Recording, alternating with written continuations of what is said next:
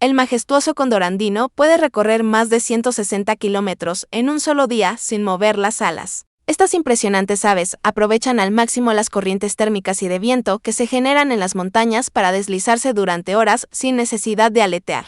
Lo increíble es que, a pesar de ser una de las aves voladoras más grandes del mundo, con una envergadura que puede superar los 3 metros, su vuelo es sorprendentemente eficiente.